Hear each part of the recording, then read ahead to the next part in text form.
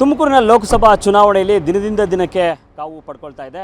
ಇವತ್ತು NDA ಮೈತ್ರಿ ಅಭ್ಯರ್ಥಿಯಾಗಿರುವಂತಹ ಸೋಮಣ್ಣ ಅವರು ನಗರದ ಬೇರೆ ಬೇರೆ ಭಾಗಗಳಲ್ಲಿ ಪ್ರಚಾರವನ್ನು ನಡೆಸಿದ್ದಾರೆ. ನಮ್ಮ ಜೊತೆ NDA ಮೈತ್ರಿ ಅಭ್ಯರ್ಥಿಯಾಗಿರುವಂಥ ಸೋಮಣ್ಣ ಅವರಿದ್ದಾರೆ, ಅವ್ರನ್ನ ಮಾತಾಡ್ಸ್ತಾ ಹೋಗ್ತೀನಿ. ಸರ್ ನಮಸ್ಕಾರ, ಹೇಗಿದೆ ಸರ್ ಇವತ್ತಿನ ಪ್ರಚಾರ? ಬೆಳಿಗ್ಗೆಯಿಂದ ನಾನು ಬೆಳಗ್ಗೆ 6 ಗಂಟೆಗೆ ಶುರು ಮಾಡಿದವನು 8 ಕಡೆ ಹೋಗಿದ್ದೀನಿ. ಇವಾಗ ಮಧ್ಯಾಹ್ನ ಅಲ್ಲಿ ಬೇವು ಹೆಬ್ಬೂರಿನಲ್ಲಿ ಒಂದು ದೊಡ್ಡ ಕಾರ್ಯಕ್ರಮ ಆಯಿತು, ಅದು ಮುಗಿಸ್ಕೊಂಡು ಬೆಳ್ಳಾವಿಗೆ ಹೋಗ್ತಾಯಿದ್ದೀನಿ.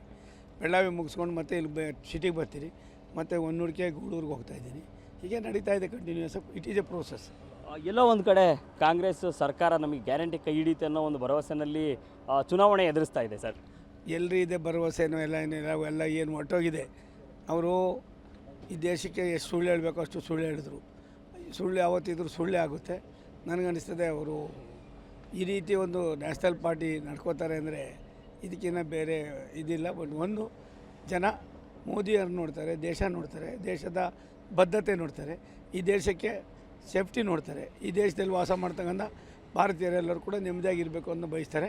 ಈ ಚುನಾವಣೆಯನ್ನು ಯಾವುದೋ ಜಿಲ್ಲೆ ರಾಜ್ಯಕ್ಕೆ ಹೋಲಿಕೆ ಮಾಡಿಕೊಂಡು ಹಗಲು ಕನಸು ಕಾಣ್ತವ್ರೆ, ಅದಾಗಬಾರ್ದು ಸರ್. ಎಲ್ಲೋ ಒಂದು ಕಡೆ ಜನ ತುಮಕೂರಲ್ಲಿ ಪ್ರಜ್ಞಾವಂತರಿದ್ದಾರೆ, ಸೊ ಅವರು BJPಯನ್ನು ಬೆಂಬಲಿಸ್ತಾರೆ ಅನ್ನುವಂಥದ್ದು. BJPಯನ್ನು ಬೆಂಬಲಿಸ್ತಾರೆ. ಮೋದಿಯವರನ್ನು 3ನೇ ಬಾರಿಗೆ ಪ್ರೈಮ್ ಮಿನಿಸ್ಟರ್ ಮಾಡೋದಕ್ಕೆ ತೀರ್ಮಾನ ಮಾಡ್ತಾಯಿದ್ದಾರೆ. ಸನ್ಮಾನ್ಯ ದೇವೇಗೌಡರು ಅಂತ ದೊಡ್ಡ ನಾಯಕರು ಕೂಡ BJPಯ ನರೇಂದ್ರ ಮೋದಿಯವರು ಅನಿವಾರ್ಯ ಅಂದಾಗ ಅದು ಆಗಲೇಬೇಕಾಯ್ತದೆ, ಆಗುತ್ತೆ. ಎಲ್ಲೋ ಒಂದು ಕಡೆ ಇವತ್ತಿನ ಪ್ರತಿಭಟನೆ ಕೂಡ ನಡೆಸಿದ್ರಿ, ನೇಹಾ ಹತ್ಯೆಯನ್ನು ಖಂಡಿಸಿ.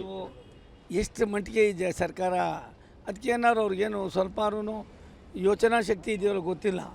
ಸರ್ಕಾರ ಅದರ ನಿಂತ ನೀರಲ್ಲ, ಅದು ಹರಿಯೋ ನೀರು.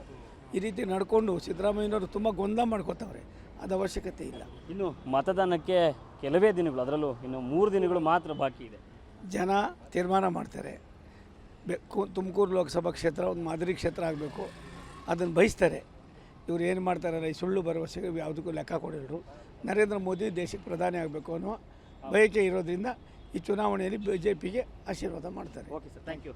ಇದಿಷ್ಟು ಮೈತ್ರಿ ಅಭ್ಯರ್ಥಿಯಾಗಿರುವಂತಹ ಸೋಮಣ್ಣ ಅವರು ಹೇಳ್ತಾ ಇರೋದು. Madhu Ingalidal, news first, Tumakuru. News first, ನಿರ್ಭೀತಿಯಿಂದ ನಿಮ್ಮ ಪರವಾಗಿ.